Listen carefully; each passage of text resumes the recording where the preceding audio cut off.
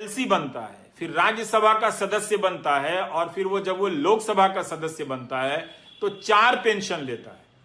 और आपसे कहा जाता है कि हम पेंशन नहीं देंगे, क्योंकि अंग्रेजी में 4 एडिटर बैठे हैं, वो आर्टिकल लिखते हैं कि गवर्नमेंट को ये बोझ नहीं उठाना चाहिए। वो पैसा जो सरकार आपके पेंशन में खर्च करती, वो पैसा किसको जाता है? 5 बड़े उद्योगपतियों को जाता है जब उनका धंधा चौपट हो जाता है।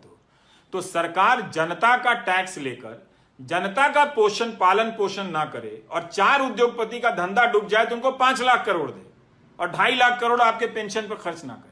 और कहा जाता है कि आप एनपीएस में निवेश करें। क्या हम और आप एक ही योग्यता रखते हैं? मान लीजिए कि मेरे पास 10,000 है और आपके पास भी 10,000 है, यहां पे 100 लोग हैं, सबके पास 10-10 हजार है।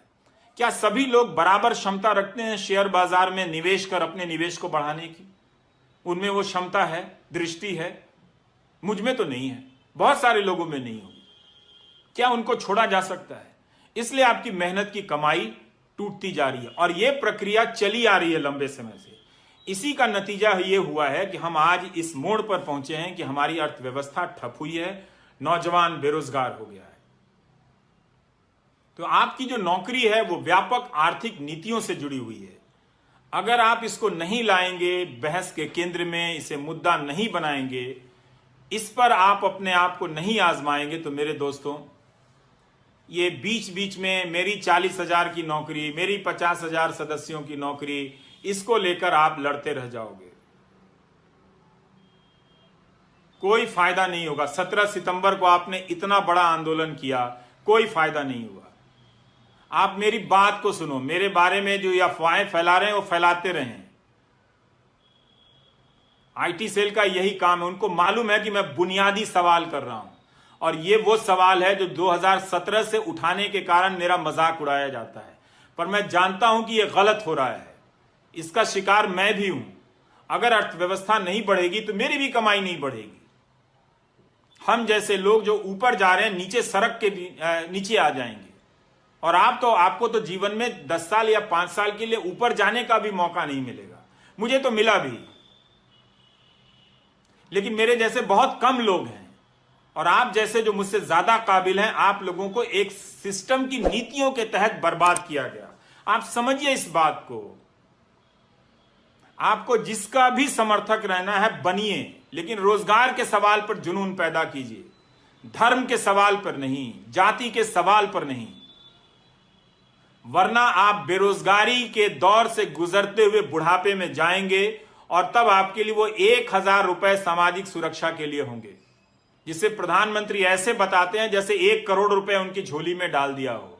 अपना पेंशन बता दें विधायकों का या सांसदों का, उसकी तुलना में अब आप और हम रिटायर होंगे तो 5,000 रुपया पेंशन नहीं होगा हमारा। हम कैसे जिएंगे, ये हमारा सवाल है।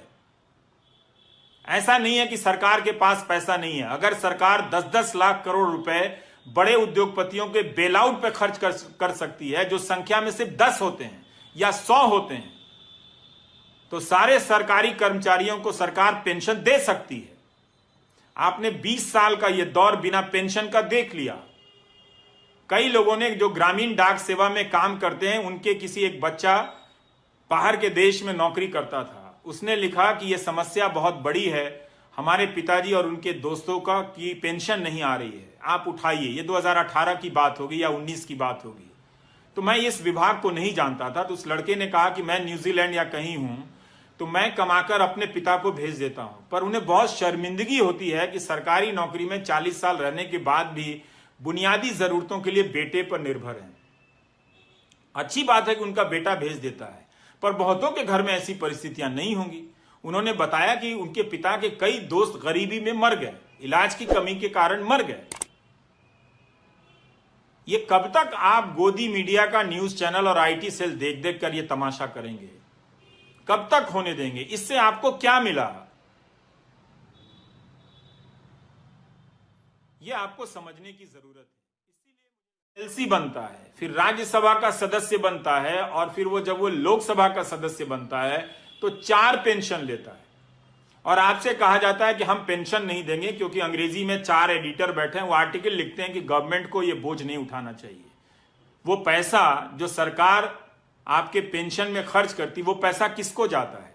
5 बड़े उद्योगपतियों को जाता है जब उनका धंधा चौपट हो जाता है।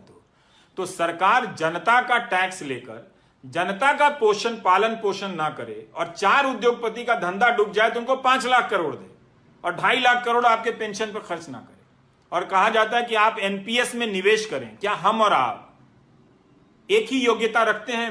मान लीजिए कि मेरे पास 10,000 है और आपके पास भी 10,000 है, यहां पे 100 लोग हैं, सबके पास 10-10 हजार है। क्या सभी लोग बराबर क्षमता रखते हैं शेयर बाजार में निवेश कर अपने निवेश को बढ़ाने की? उनमें वो क्षमता है, दृष्टि है? मुझ में तो नहीं है, बहुत सारे लोगों में नहीं होगी। क्या उनको छोड़ा जा सकता है? इसलिए आपकी मेहनत की कमाई टूटती जा रही है और यह प्रक्रिया चली आ रही है लंबे समय से। इसी का नतीजा यह हुआ है कि हम आज इस मोड़ पर पहुंचे हैं कि हमारी अर्थव्यवस्था ठप हुई है, नौजवान बेरोजगार हो गया है। तो आपकी जो नौकरी है वो व्यापक आर्थिक नीतियों से जुड़ी हुई है। अगर आप इसको नहीं लाएंगे बहस के केंद्र में, इसे मुद्दा नहीं बनाएंगे, इस पर आप अपने आप को नहीं आजमाएंगे, तो मेरे दोस्तों ये बीच बीच में मेरी 40,000 की नौकरी, मेरी 50,000 सदस्यों की नौकरी, इसको लेकर आप लड़ते रह जाओगे, कोई फायदा नहीं होगा। 17 सितंबर को आपने इतना बड़ा आंदोलन किया, कोई फायदा नहीं हुआ। आप मेरी बात को सुनो, मेरे बारे में जो अफवाहें फैला रहे हैं वो फैलाते रहें। आईटी सेल का यही काम है, उनको मालूम है कि मैं बुनियादी सवाल कर रहा हूं और ये वो सवाल है जो 2017 से उठाने के कारण मेरा मजाक उड़ाया जाता है, पर मैं जानता हूं कि यह गलत हो रहा है, इसका शिकार मैं भी हूं। अगर अर्थव्यवस्था नहीं बढ़ेगी तो मेरी भी कमाई नहीं बढ़ेगी। हम जैसे लोग जो ऊपर जा रहे हैं नीचे सड़क के नीचे आ जाएंगे और आपको तो जीवन में 10 साल या 5 साल के लिए ऊपर जाने का भी मौका नहीं मिलेगा। मुझे तो मिला भी,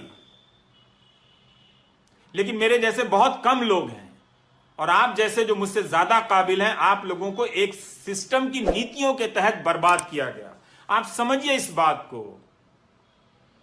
आपको जिसका भी समर्थक रहना है बनिए, लेकिन रोजगार के सवाल पर जुनून पैदा कीजिए, धर्म के सवाल पर नहीं, जाति के सवाल पर नहीं, वरना आप बेरोजगारी के दौर से गुजरते हुए बुढ़ापे में जाएंगे और तब आपके लिए वो 1,000 रुपए सामाजिक सुरक्षा के लिए होंगे, जिसे प्रधानमंत्री ऐसे बताते हैं जैसे 1 करोड़ रुपए उनकी झोली में डाल दिया हो। अपना पेंशन बता दें विधायकों का या सांसदों का, उसकी तुलना में अब आप और हम रिटायर होंगे तो 5,000 रुपया पेंशन नहीं होगा हमारा।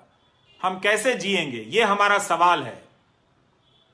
ऐसा नहीं है कि सरकार के पास पैसा नहीं है। अगर सरकार 10-10 लाख करोड़ रुपए बड़े उद्योगपतियों के बेलआउट पे खर्च कर सकती है, जो संख्या में सिर्फ 10 होते हैं या 100 होते हैं, तो सारे सरकारी कर्मचारियों को सरकार पेंशन दे सकती है। आपने 20 साल का यह दौर बिना पेंशन का देख लिया।